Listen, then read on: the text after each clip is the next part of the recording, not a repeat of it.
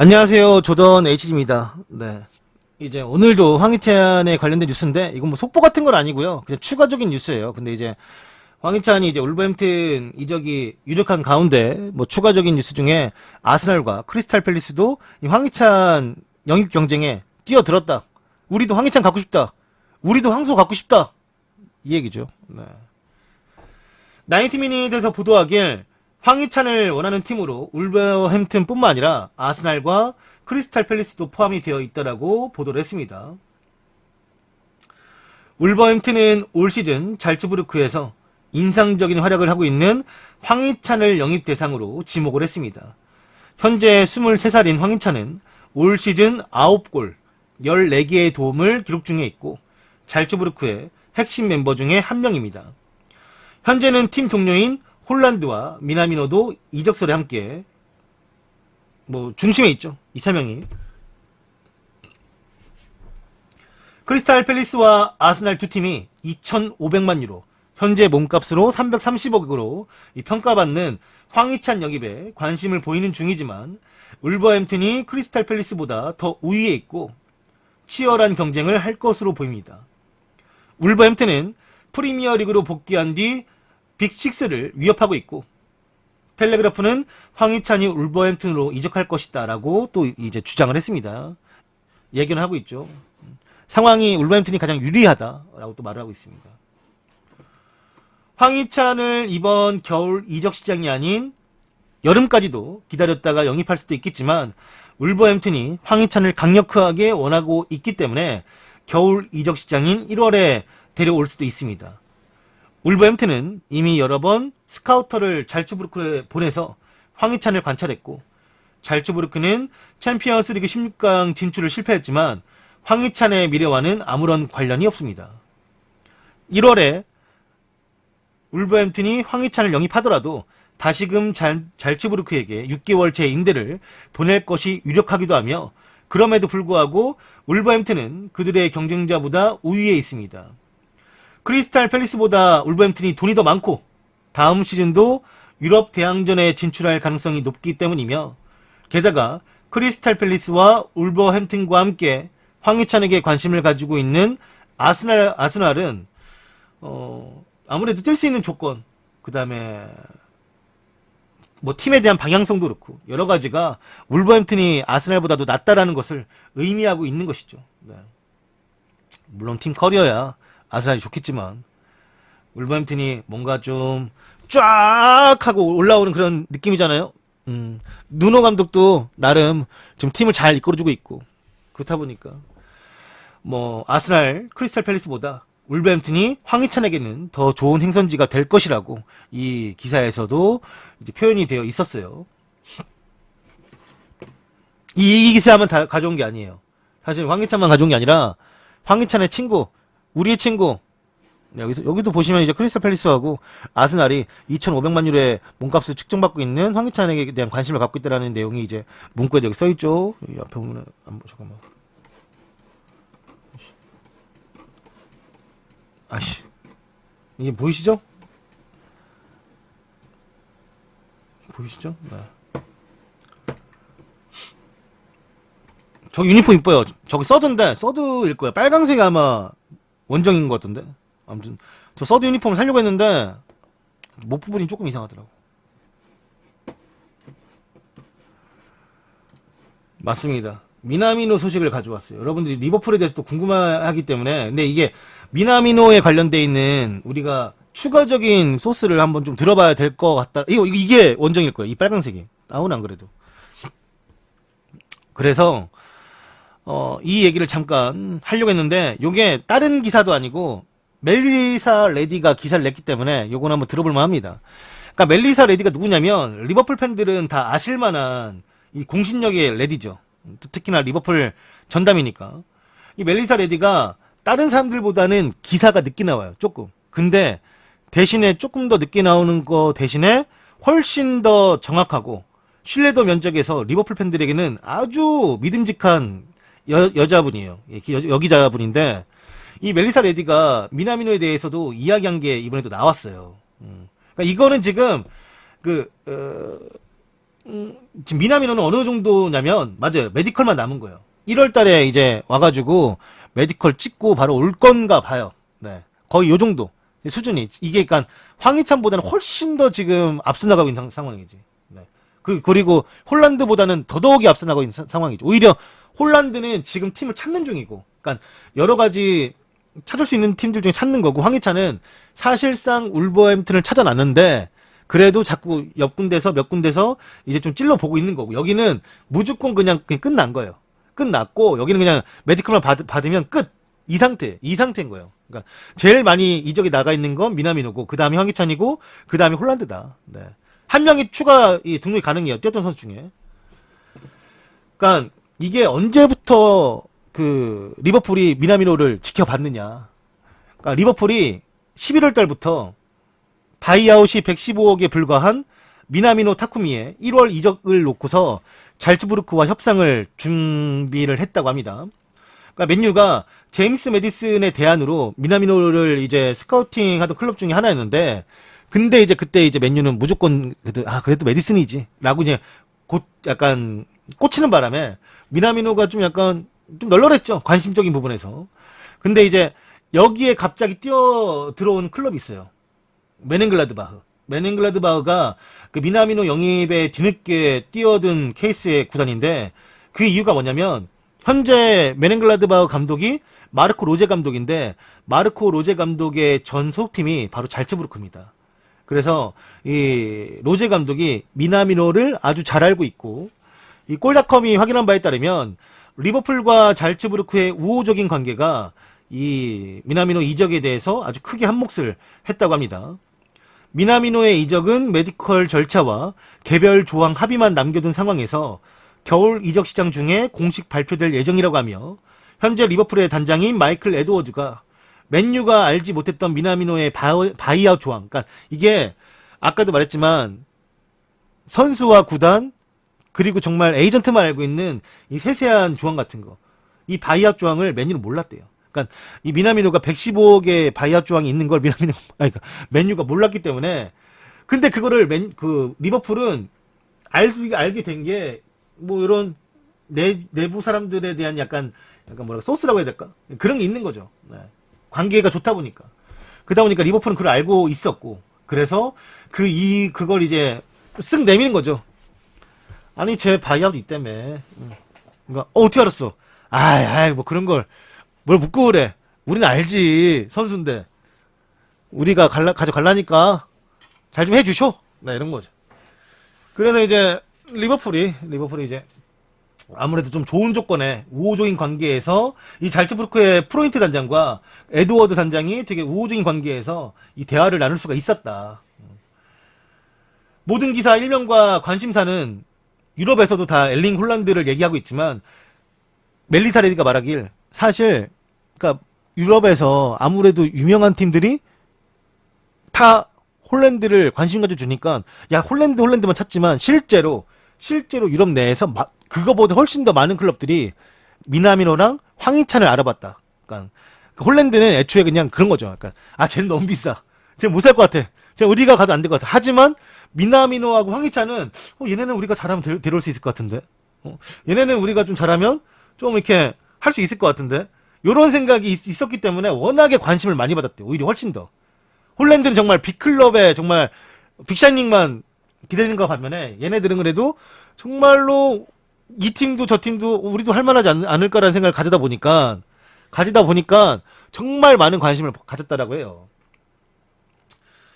뭐 일단은 모든 기사 일면은 다 홀란드였지만 정말 많은 관심을 받은 건 오히려 미나미노와 황희찬이었다라고 하며, 리버풀은 2013년도부터 이 두 선수 모두에게 관심을 가지고 있었다라고 합니다. 그러니까 리버풀도 황희찬을 모르는 게 아니라 알고 있었고, 이 친구에 대해서 뭐 생각을 하고 있었는데, 미나미노가 최근 2년 동안 너무나도 발전했다라는 거지. 그리고 이제 리버풀 홈에서 잘츠부르크에게 골 먹혔을 때, 미나미노에게 골 먹혔을 때 황희찬이 올려준 크로스, 미나미노의 발리슛, 그게 한번 바운드 되면서 구석에 꽂히는데, 그때 클럽의 표정을 보면 끄덕끄덕거려요.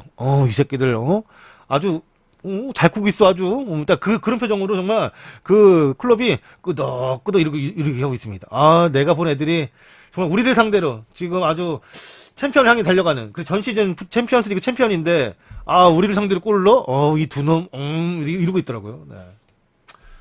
그러다 보니까 그래도 클럽은 팀에 좀 더 필요한 자원이라고 보고 있었던 이제 미나미노에게 더 큰 관심이 생겼다라고 합니다. 그러니까 이번 미나미노 이적 사가는 리버풀 영입 부서에 아주 센스 있는 또 하나의 작품이라고 평가를 하더라고요. 레디가 이 정도로 좋은 평가를 내릴 정도면 이거는 이 안에서 정말 리버풀 구단이 잘했다. 이 선수를 데려올 수 있게끔 잘 추진했다라고 볼 수가 있는 거고, 일단 미나미노의 장점에 대해서 몇 가지를 말할 게 있습니다. 그러니까 예전에 잘츠부르크가 미나미노를 데려오는 과정 중에 가장 좋은 몇 가지 요소들이 있었어요. 그 요소들은 뭐 미나미노가 5개 국어를 할 수 있는 그런 이제 엘리트이기도 하지만, 미나미노가 가지고 있는 축구에 대한 이제 뭐랄까 방향성, 그러니까 축구에 대한 이해도, 그리고 축구에 대한 열정 같은 것들이 되게 좋았대요. 그러니까 이게 어느 구단이건 선수 영입할 때 이게 뭐 스포츠 장르 불문하고 다 똑같은 것 같아요. 옛날에 아마 들으셨을 거예요. 류현진이 LA 다저스 가기 전에 LA 다저스가 류현진이 어떤 성격인지, 평소에는 어떤 걸 보는지, 평소에 어떤 걸 먹는지, 평소에 어떻게 친구들과 지내는지, 평소에 어떤지 다 본다고 하잖아요. 다 똑같은 거예요. 이 잘츠부르크도, 그리고 리버풀도 이 선수가 어떤 스타일의 선수인지, 평소에 어떻게 쉴 때 뭘 하는지, 뭐 관계가 어떤지, 경기장 내에서의 스타일이 어떤지, 막 이런 거에 대해서 엄청나게 세세하게 알아봤다고 해요. 근데 거기서 이제 이 미나미노에게 많이 얻었던 거는 축구에 대한 이제 자세라는 거죠. 자세. 이 친구가 가지고 있는 축구에 대한 자세. 그 자세가 되게 마음에 들었대요. 되게 열정적이었고 되게 좋았다라고 하더라고요. 그래서 그런 부분을 많이 칭찬받았고, 두 번째는 클롭이 좋아할 수밖에 없는 정말 매력적인 부분 하나가 있는데, 이 친구가 매 경기당 평균적으로 뛰는 키로수가 12km예요. 12km. 그러니까 보통 우리가 한 10km 이상 뛰면은 그건 뛰었네. 그 12km 이상 뛰었으면은 뭐 흔히 말하는 엄청 뛰었네. 그 12km 이상도 있어요, 가끔. 옛날에 러시아 월드컵 골로빈 같은 경우는 뭐 15km 이렇게 뛰었으니까.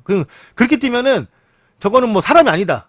이렇게 이제 따질 수가 있는데, 평균이 12km다 보니까 뭐 클럽 입장에서는 얘가 이 12km를 뛸 수 있는 체력이 되는데, 여기서 내가 또 이제 어떻게 뛰어야 되는지 방향을 더 알려주면 더 좋은 선수가 되겠지 라고 생각하는 거죠. 네. 활동량도 미치는 거죠. 활동량도. 그래서 그쵸, 그 골로빈, 그래서 계속적으로 이제 15km 뛴 거는 너무 에바지 않나. 15km는 막 그쵸, 말씀하신 게 맞아요. 문과 폐양님이 말씀하신 것처럼. 그리고 클롭이 가장 좋아하는 또 하나 있죠. 2017년도에 부상당했던 거 이후에 단 한 번도 부상당한 적이 없어요. 그러니까 자기 몸 관리에 있어서 어떻게든 약간 좀 센스 있게 피해 가든지, 아니면 몸 관리를 잘 하든지, 그거에 있어서는 이제 뭐 팀이 우리가 가성비라 하잖아요. 돈을 낸 만큼 뭐 어떤 쓰는 게 아니라, 돈을 낸 것보다 훨씬 더 내구성도 좋고 훨씬 더 잘 쓸 수 있다면, 이런 상황에서 이 친구가 나이가 또 그렇게 많은 게 아니기 때문에, 물론 나이가 적은 것도 아니지만 그렇다 많은 것도 아니기 때문에 얼마나 좋습니까? 이 팀에 대한 미래. 그러니까 이 친구가 축구에 대한 그런 진정성이 있다 보니까 클럽은 기본적으로 영입을 하고 나서 한 6개월 정도 안 써요. 그러니까 안 쓴다라는 건 이 선수가 잘하고 못하고가 아니라 내 축구를 이해하지 못했다라는 거지. 연습 경기 때 보면은 나 이렇게 축구하는 거 안 좋아하는데, 이런 생각을 가지고 있다라는 거죠. 예를 들어서 이제 파비뉴가 지금은 뭐 지금 잠깐 부상이긴 하지만, 원래는 파비뉴가 엄청 못 뛰었단 말이에요. 그래서 파비뉴 나가는 거 아닌가, 파비뉴 뭐 어떻게 되는 거 아닌가 했지만, 지금은 이제 맞춰서 쓰니까 대박 났었잖아요. 물론 지금은 부상이지만 다 똑같아요. 케이타도 똑같고 샤키도 똑같고 다 그랬는데, 여튼간에 이 클럽이 이 선수를 봤을 때, 얘는 데려와야겠다. 얘는 좀 약간 우리가 이 선수에 대해서 이제 많은 분석을 했는데 정말 데려와야겠다라는 확신이 들었고, 그래서 이걸 진행했다라고 하더라고요. 그러니까 미나미노 그러니까 오는 것 같아요. 이제는 정말 뭐 이거 뭐 썰이냐, 그냥 뇌피셜이냐 찌라시냐 이렇게 말하는 게 아니라, 진짜 이제는 거의 끝났다라고 보시면 돼요. 그러니까 메디컬만 받으면, 물론 물론 조재진 같이 메디컬 중에 떨어진 경우도 있어요. 조재진도 뉴캐슬까지 가가지고 메디컬만 받으면 되는데 메디컬에서 이제 부상이 발견돼가지고 이제 중간에 이제 뭐 잘리거나 이렇게 된 사례가 있던 것처럼 메디컬 보다가 뭐 그럴 수 있긴 한데 근데 이제 그거는 이제 정말 특이한 케이스고 얘는 뭐 부상이 없다고 하니까 그 이후에 원래 조재진은 원래 그쪽에 골반 쪽에 부상을 달고 살았던 애고 패키르는 모르겠어요. 내가 그냥 보는 기사마다 좀 달라요. 왜냐면 결국 패키르가 그 당시 에이전트 잘랐거든요. 그 이유가 뭐냐면 우리가 알고 있는 거는 뭐 무릎 상태 예전에 다쳤던 거 이것 때문에 돈을 좀 깎아달라 뭐 이런 식의 기사만 봤는데 실제로 유럽에서 나온 기사는 뭐였냐면 그 좀 돈을 더 요구했다고 하더라고 에이전트가. 네. 아마 그거는 이제 그 패키르에 대한 돈이 아니라 이 커미션비를 말하는 거겠죠. 거기서 이제 좀 약간 리버풀이 좀 삔또가 상했고 그리고 이제 뭐 완전 돌이킬 수 없는 상황이 됐죠. 결국에는 잘랐어요. 그러니까 잘랐으니까 아무래도 잘랐으면 패키르 말이 좀 맞지 않을까. 패키르가 생각했던 부분이 좀 맞지 않을까라고 그냥 느껴보는 거죠. 네. 그러다 보니까 요런 또 사례가 있었는데 아무튼 근데 뭐 이 친구는 근데 이게 공공의 적이어서 리버풀이 공공의 적이어서 그런 게 아니라 사람들이 궁금해하잖아요. 일본 애가 리버풀 간다고? 이제까지 아시아 선수 중에는 리버풀에 간 선수가 없는데 그게 일본이라고 하니까 이제 이 발동이 걸린 거죠. 발동이 이제 걸려가지고 이 새끼 뭐 깔 거 없나 이제 뭐 보시는 분들이 있던 것 같더라고요. 근데 이제 그런 게 있더라고요. 네, 약간 여자랑 좀 이제 뭐랄까 사진? 그러니까 그 뭐 이게 둘이 찍은 게 아니라 항상 여자가 양 옆에 있는 그게 그러니까 막 술집 같은 건 아니에요. 술집 같은 건 아니고 그냥 일반인 분들 같은데 뭔가 항상 이제 뭐 어떻게 표현해야 될지 모르겠네 그를. 아무튼 인기 많은 것 같아요. 네. 뭐 축구 선수고 하다 보니까 인기 많은 것 같아요. 항상 그 사진들이 되게 많이 올라오는데 항상 그 옆에는 이제 양 옆에 다 여성분들이 이제 같이 함께하는 네. 그런 사진들이 되게 많더라고요. 네. 이제 컵들 우길기 자주 볼 거예요. 컵 아닌데도 뭐 아틀레티코 마드리드는 우길 같은 거 들고만 하더라. 그리고 우길기 드는 순간 케이타가 가서 바로 날라차기야.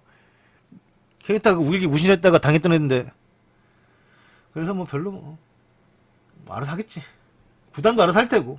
우길기 일단은 케이타가 뭔지 그게 알기 때문에 그리고 구단도 그걸 하도 뭐 클레임 많이 들었기 때문에 알아서 하겠죠. 그리고 근데 만약에 그런데도 우길기를 가져와서 한다. 그러면은 바로 영어 번역기 쓰는 거지 또.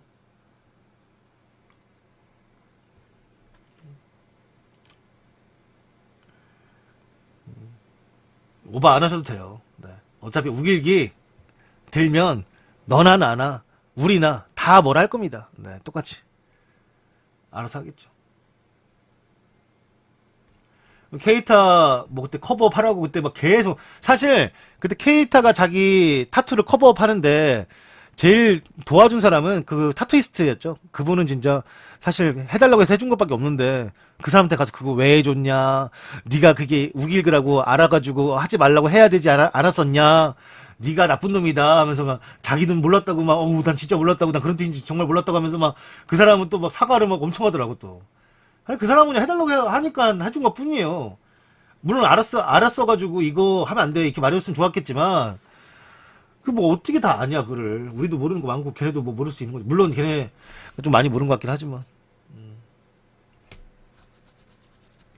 여튼간에 타투이스트가 계속해서 이제 케이타랑 연락하면서 여기 커버업 할 수 있게끔 뭐 마지막에도 해줬으니까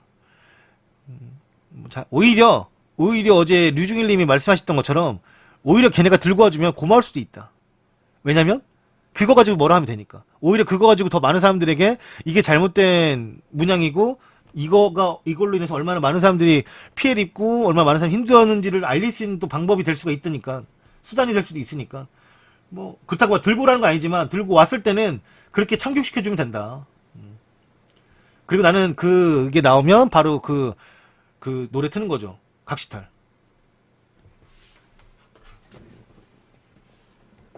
아무튼 요렇게 또 황희찬에 대한 추가적인 뉴스가 있었습니다. 아스날과 크리스탈 팰리스가 노리고 있지만 결과론적으로는 울버햄튼과 엄청나게 진행이 돼 있는 상황이고, 그리고 뭐 그 관심에 있는 거는 그러니까 아스날의 관심, 크리스탈 팰리스의 관심은 맞는 것 같은데 워낙에 벌써 이제 진행이 많이 된 것 같아서 그냥 이제 관심을 받았던 거라도 좀 알려드리고 싶어가지고 한번 뉴스를 가져와 봤습니다. 네.